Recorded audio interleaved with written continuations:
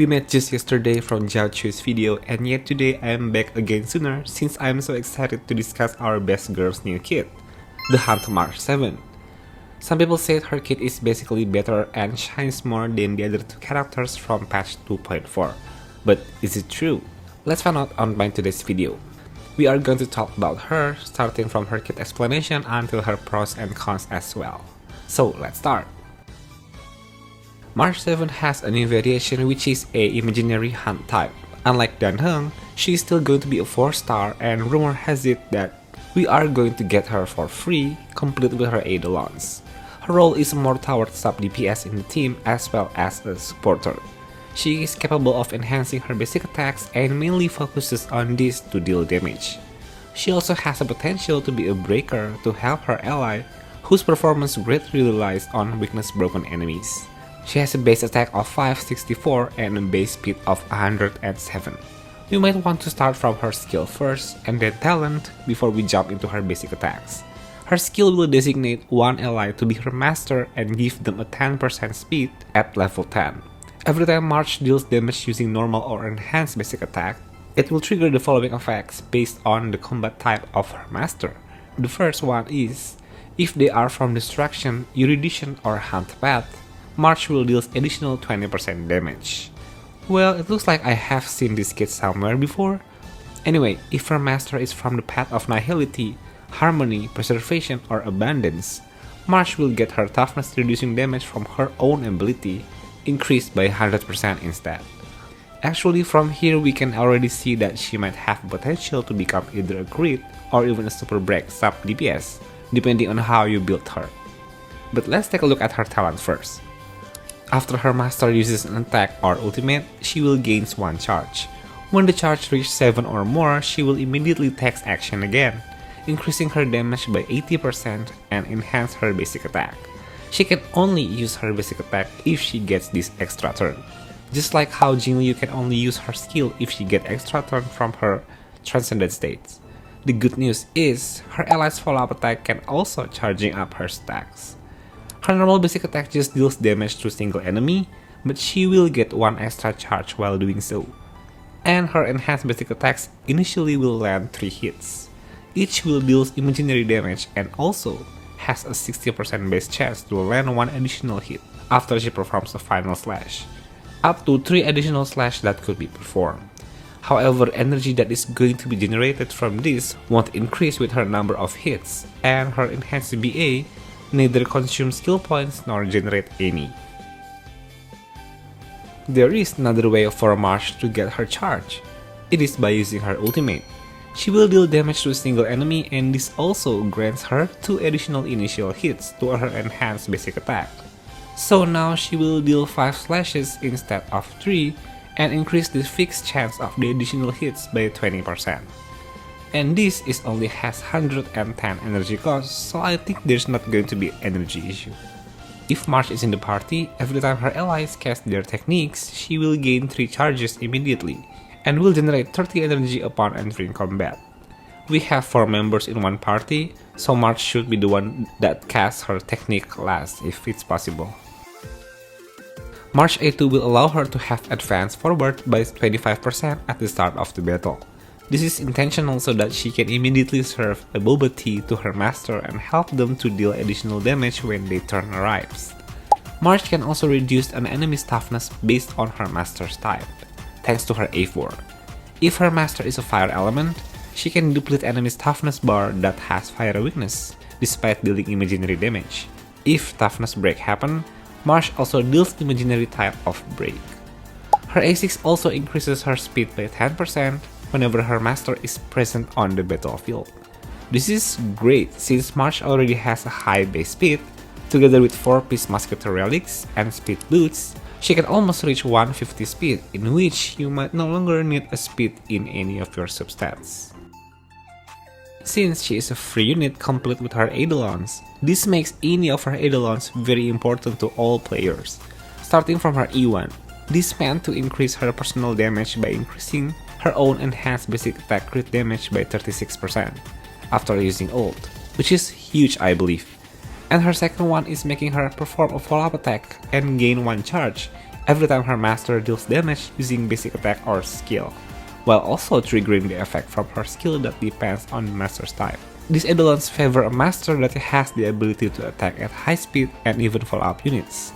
Though her 3rd and 5th Eidolons are as important, but they don't have any special things to discuss, rather than just increasing her talent, basic attack, skill, and ultimate level. Marsh can gain 5 extra energy whenever her turn starts thanks to her E4. And for the last one, Marsh 7's master will have their crit damage and break effect increased by 60% and 35% respectively after she performs enhanced basic attack. This is the reason why I speculated earlier that she might fit into crit or even break team comps. And turns out, this Eidolon pushes her to become a better support in those teams. So this is probably obvious about what her base Eidolon is, and yes, the answer is E6.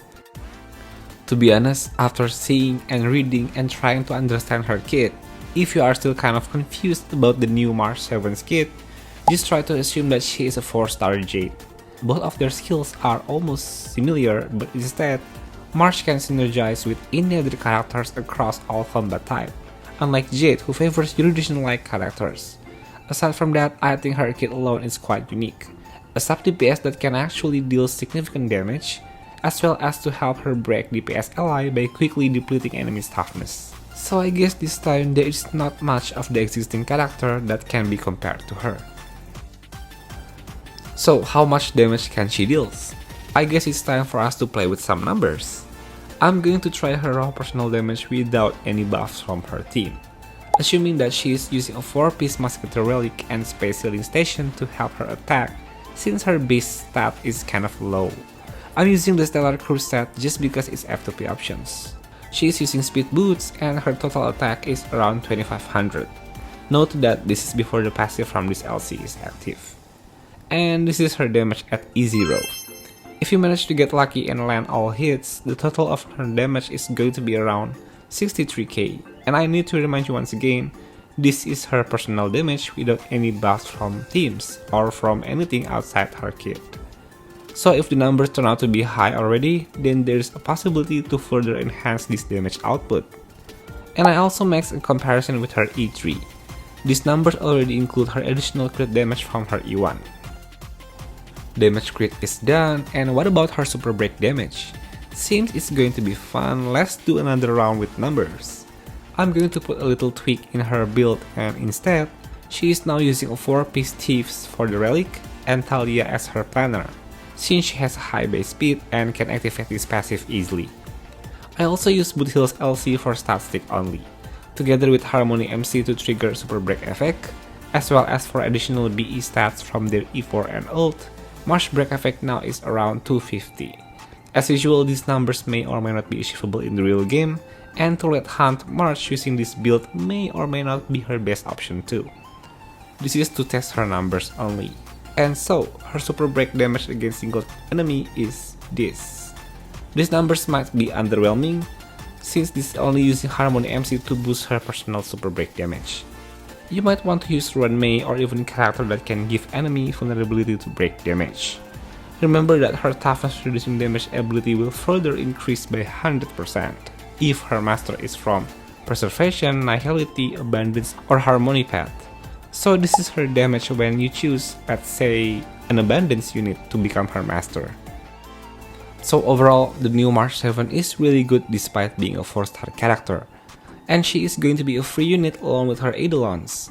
She also has some high multiplier to her enhanced basic attack. It can even reach 800% attack at E0 and around 1000 multiplier at E3 if luck is on your side and all 8 slashes land on the enemy. She also not going to consume your SP oftenly and is SP positive, since she mainly uses her basic attack. In addition, her energy is quite low too. She also has relatively high toughness reducing damage due to her ability having multiple slashes, and skill that can further increases this by 100%. Marsh is also a flexible support that can fit into crit or break teams. Aside from being a sub DPS and is a toughness breaker, she can give additional speed as well to her ally from her skill. Her A4 also allows her to somehow negate enemy's weakness and follow her master's elemental type to reduce opponent's weakness despite dealing imaginary damage. Probably the only downside to this variation is that her base attack is quite low, and also she can perform imaginary weakness break to any enemy thanks to her A4, but break multiplier for this element is the lowest of them all. It also takes too much time to fully charge her stacks until 7 to unleash her enhanced basic. Probably using a follow-up unit is going to mitigate this problem. So that's a kit explanation and some analysis to the new March 7 variation. What do you think about her overall kit? Are you satisfied or there is something lacking from her? Share your thoughts in the comment, and if you enjoyed this video, please leave a thumbs up and subscribe to this channel to show your supports. I will be back with these characters V3 changes along with their builds also. Have a nice day and I will see you humans in the next video.